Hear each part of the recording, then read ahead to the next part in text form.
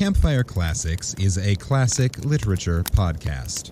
However, your hosts will occasionally use not-so-classy language and immature humor to describe very mature situations.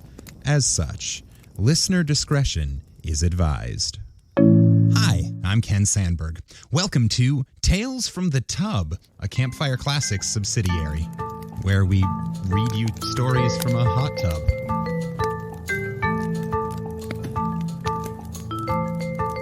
Yeah, that tagline needs work.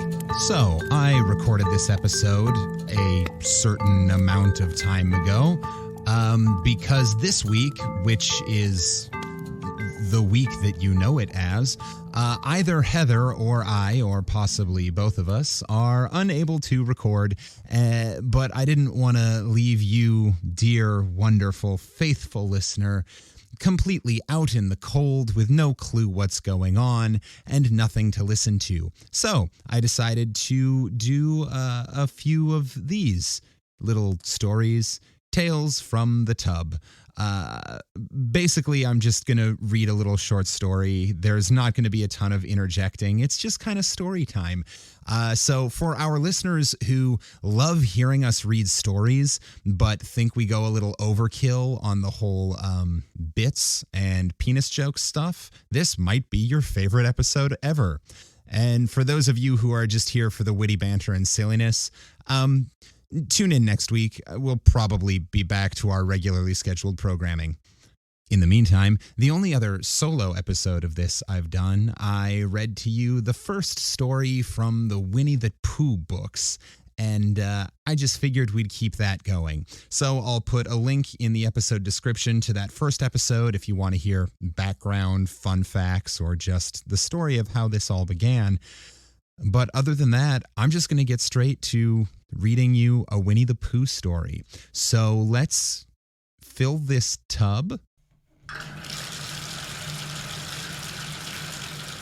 in which Pooh goes visiting and gets into a tight place, by A.A. Milne.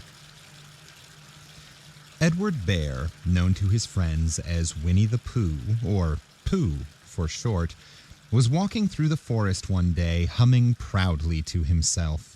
He had made up a little hum that very morning as he was doing his stoutness exercises in front of the glass. Tra-la-la,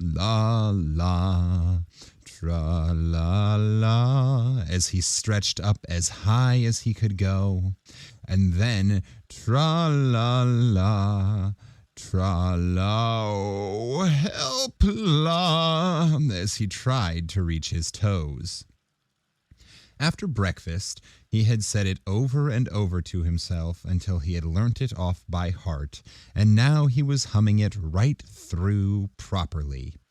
It went like this. Tra-la-la, tra-la-la, tra-la-la, tra-la-la, rum-tum, tiddle-a-tum, tiddle-diddle, tiddle-diddle, tiddle-diddle, tiddle-diddle, rum-tum, tiddle-a-tum. Well, he was humming this to himself and walking along gaily, wondering what everybody else was doing and what it felt like being somebody else, when suddenly he came to a sandy bank, and in the bank was a large hole. "Aha," said Pooh, rum-tum-tiddle-um-tum.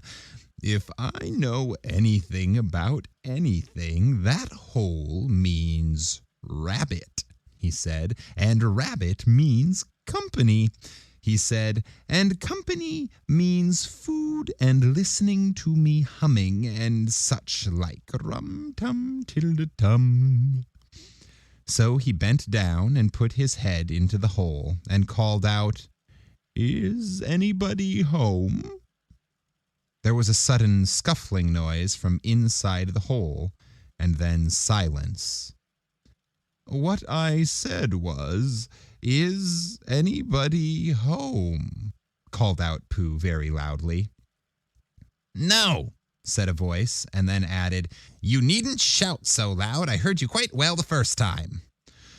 "Bother," said Pooh. Isn't there anybody here at all? Nobody. Winnie the Pooh took his head out of the hole and thought for a little. And he thought to himself, there must be somebody here because somebody must have said nobody. So he put his head back in the hole and said, hello, Rabbit. Isn't that you?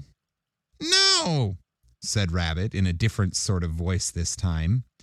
But isn't that Rabbit's voice? I don't think so, said Rabbit. It isn't meant to be. Oh, said Pooh. He took his head out of the hole and had another think, and then put it back and said, well, could you very kindly tell me where Rabbit is? He is gone to see his friend Pooh Bear, who is a great friend of his. But this is me, said Pooh, very much surprised. What sort of me? Pooh Bear. Are you sure? said Rabbit, still more surprised. Quite sure, said Pooh. Oh, well, then, come in. So Pooh pushed and pushed and pushed his way through the hole, and at last got in. You were quite right, said Rabbit, looking at him all over. It is you. Glad to see you. Who did you think it was? Well, I wasn't sure. You know how it is in the forest. One can't have anybody coming to one's house. One has to be careful. What about a mouthful of something? Pooh always liked a little something at 11 o'clock in the morning, and he was very glad to see Rabbit getting out the plates and mugs. And when Rabbit said, honey or condensed milk with your bread, he was so excited that he said, both. And then, so as to not seem greedy, he added, but don't bother about the bread, please. And for a long time after that he said nothing, until at last, humming to himself in a rather sticky voice, he got up, shook Rabbit lovingly by the paw, and said he must be going on. Must you? said Rabbit politely. Well, said Pooh, I could stay a little longer if you... And he tried very hard to look in the direction of the larder. As a matter of fact, said Rabbit, I was going out myself directly. Oh, well then, I'll be going on. Goodbye. Well, goodbye, if you're sure you won't have any more. Is there any more? said Pooh quickly. Rabbit took the covers off the dishes and said, no, there wasn't. I thought not, said Pooh, nodding to himself. Well, goodbye. I must be going on. So he started to climb out of the hole. He pulled with his front paws and pushed with his back paws, and in a little while his nose was out in the open again, and then his ears, and then his front paws, and then his shoulders, and then... Oh, help, said Pooh. I'd better go back. Oh, bother, said Pooh. I shall have to go on. I can't do either, said Pooh. Oh, help and bother. Now, by this time, Rabbit wanted to go for a walk too, and finding the front door full, he went out by the back door and came round to Pooh and looked at him. Hello, are you stuck? He asked.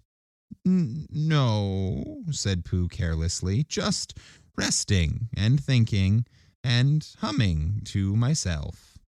Here, give us your paw. Pooh stretched out a paw, and Rabbit pulled and pulled and pulled. Ow, cried Pooh, you're hurting. The fact is, said Rabbit, you're stuck. It all comes, said Pooh, of not having front doors big enough. It all comes, said Rabbit sternly, of eating too much. I thought at the time, said Rabbit, only I didn't like to say anything, said Rabbit, that one of us was eating too much, said Rabbit, and I knew it wasn't me, he said. Well, I shall go and fetch Christopher Robin. Christopher Robin lived at the other end of the forest, and when he came back with Rabbit and saw the front half of Pooh, he said, "Silly old bear," in such a loving voice that everybody felt quite hopeful again. I was just beginning to think," said Bear, sniffing slightly, "that Rabbit might never be able to use his front door again, and I should hate that," he said. "So should I," said Rabbit. "Use the front door again?" said Christopher Robin. "Of course he'll use the front door again." "Good," said Rabbit. "If we can't pull you out, Pooh, we might push you back." Rabbit scratched his whiskers thoughtfully and pointed out that when once Pooh was pushed back, he was back. And of course, nobody was more glad to see Pooh than he was. Still, there it was. Some lived in trees and some lived underground, and "You mean I'd never get out?" said Pooh. "I mean," said Rabbit, "that having got so far, it seems a pity to waste it." Christopher Robin nodded. "Then there's only one thing to be done," he said. "We shall have to wait for you to get thin again." "How long does getting thin take?" asked Pooh anxiously. "About a week, I should think." "But I can't stay here for a week." "You can stay here all right, silly old bear. It's getting you out which is so difficult." "We'll read to you," said Rabbit cheerfully, "and I hope it won't snow," he added. "And I say, old fellow, you're taking up a good deal of room in my house. Do you mind if I use your back legs as a towel horse? Because, I mean, they are there, doing nothing. It would be very convenient just to hang towels on them." "A week?" said Pooh gloomily. "What about meals?" "Oh, I'm afraid no meals," said Christopher Robin, "because of getting thin quicker. But we will read to you."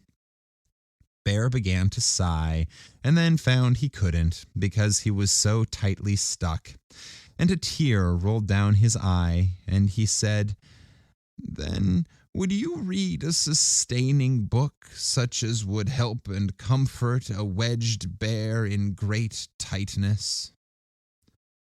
So for a week, Robin read that sort of book at the north end of Pooh, and Rabbit hung his washing on the south end. And in between, Bear himself getting slenderer and slenderer. And at the end of a week, Christopher Robin said, "Now!" So he took hold of Pooh's front paws, and Rabbit took hold of Christopher Robin, and all Rabbit's friends and relations took hold of Rabbit, and they all pulled together, and for a long time Pooh only said, "Oh," and "Oh," and then all of a sudden he said, just as if a cork were coming out of a bottle. And Christopher Robin and Rabbit and all Rabbit's friends and relations went head over heels backwards, and on top of them came Winnie the Pooh, free. So, with a nod of thanks to his friends, he went on with his walk through the forest, humming proudly to himself. But Christopher Robin looked at him lovingly and said to himself, "Silly old bear." The end. Hey listeners, thanks for listening to this episode. I know it was short and quick and just basically me reading you a tiny little story about a bear with some body image issues. First and foremost, please let me say, if you're trying to lose enough weight to get through a door, please don't just stop eating. That is not the healthy way to do it. Also, if you enjoyed this episode, great! I know it was short and easy to digest. If, on the other hand, you missed all the witty repartee and sexualized banter between me and my co-host Heather, stay tuned. We'll be back to that. Usually, there was just a reason we couldn't this week. Email us at 5050artsproduction@gmail.com. Track us down on social media. Just look for Campfire Classics Podcast. We're pretty easy to find. And let us know how you're feeling, what you're thinking, and of course, if you have any stories you'd like us to read. That's all from me. So until next week, this has been Campfire Classics, where we try to read those books that look really good on your shelf.